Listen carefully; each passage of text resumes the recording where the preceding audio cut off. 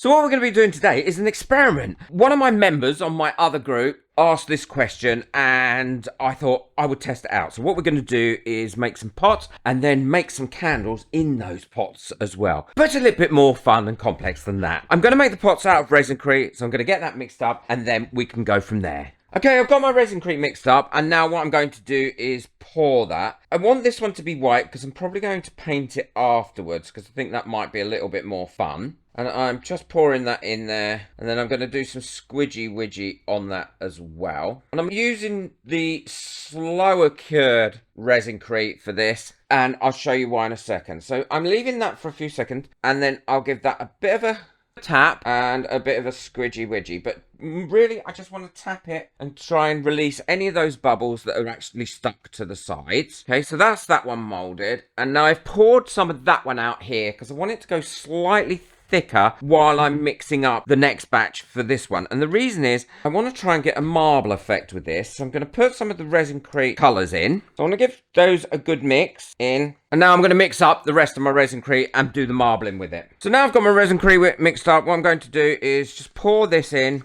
all these colours like this. And they're a little bit thicker than this. I have no idea if this is going to work out. And if it doesn't work out, then all I'll do is paint it, because I won't waste it. Okay, and now I'm going to give that a bit of a swirl in there. Not too much of a swirl, because I don't want it to go too muddy. And then pour that in there. And the same for this lid. Give it a bit of tappy-wappy all the way around.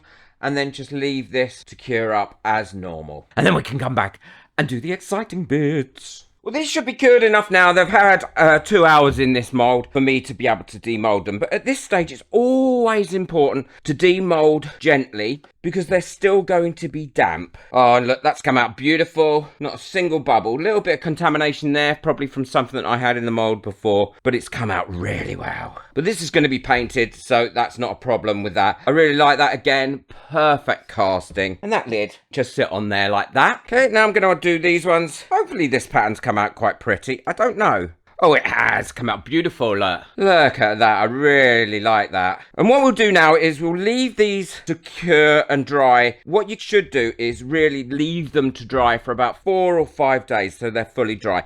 But I haven't got time to be waiting for that. So what I'm going to be doing is popping them in my resin curing machine for about 3 hours. And I find that that dries them up really well. Oh, look at that. It's come out so pretty. I love that. So pretty. And then that lid obviously fits on there. But we're going to fill these with candles. And once they're dry, I'll come back and I'll show you how I'm going to experiment with that. Well, this should be dry now. I've had them in there for about 4 hours and they feel lovely and dry. It is such a quick way. And I normally only do it for 3 hours, but because these tops are quite thick, I thought they needed that little bit of extra time. I will link this in the description below. It is well worth purchasing. So now what I need to do is just tidy up my work area and then I can get on with painting and varnishing these. Varnishing will also seal these and painting will also seal these, but I will prep this before I'm going to paint it. And I'll show you how. It's really easy. To seal this one, what I've got here is a mixture of PVA glue, white glue and water. And that's a 1-to-1 mix. Same amount of PVA as I have water.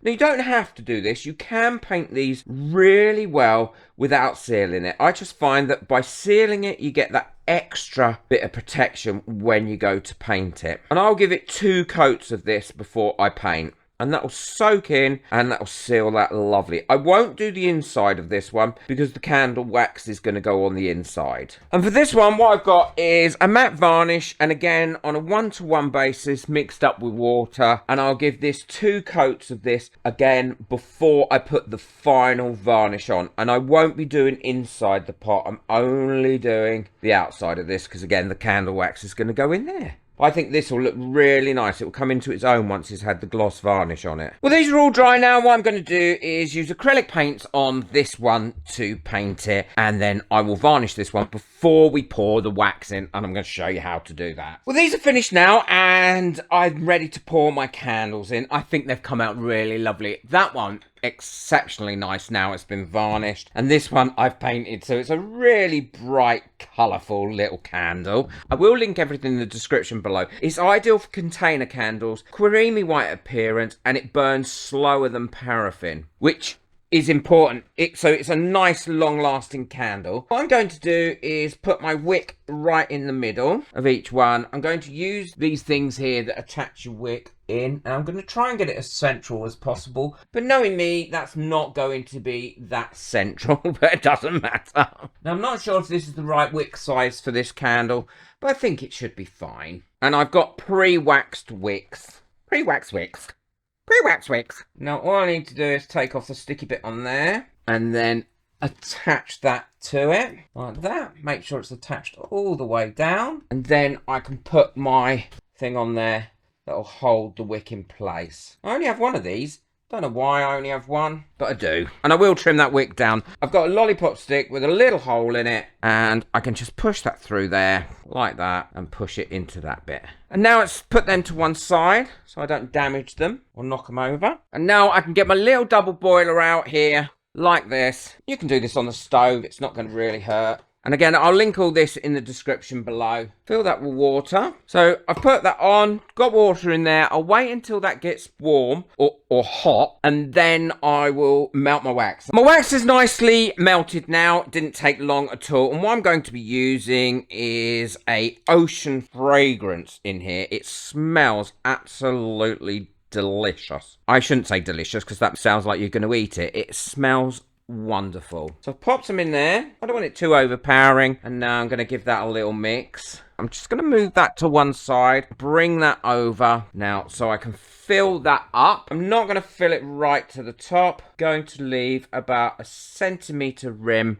around it there, and then put that to one side. I'm going to pop a bit more wax in this as well, ready to fill this one up. Well, that wax is melted now, and I can pour it in here. I'm going to pour it in slowly because there's a lot more wax going in this one. I have let the wax cool down a little bit as well. Now, if I've got too much wax in here, then it's not a problem. I'll show you what I do with that. And I have, because that's about as much as I want in that candle. So what I have is these heat-proof pots, and then I just pour any wax I've got left over into one of those, and then I can cut it up once it's gone hard and reboil it down in my boiler again. So what we'll do is we'll leave those to go hard, and once they've gone hard, I'll show you them. But to me, the resincrete is holding up, no problems whatsoever. I don't think I've got any fears about this making candles in these resincrete pots. Well, these have all gone lovely and hard now, and they're complete and finished. So all I need to do is shorten those wicks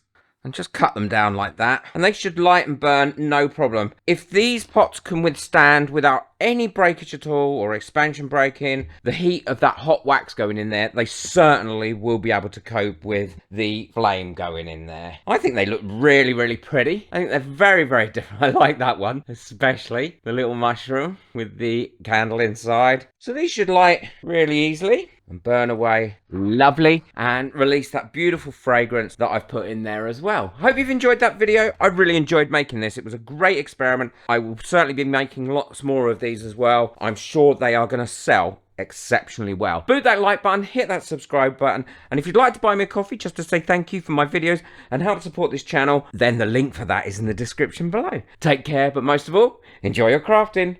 Bye.